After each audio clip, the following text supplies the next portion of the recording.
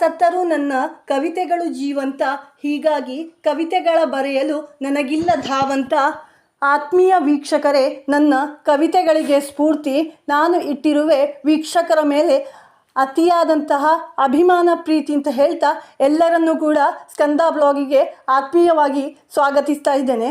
ಸ್ಕಂದ blog ಅನ್ನುವುದು ಒಂದು ನನ್ನ ಸ್ವರಚಿತ ಕಥೆ, ಕವನ, ಹನಿಗವನಗಳಿಗೆ, ಲೇಖನಗಳಿಗೆ ಸಂಬಂಧಿಸಿದಂತಹ ಒಂದು ಬ್ಲಾಗ್ ಆಗಿದೆ.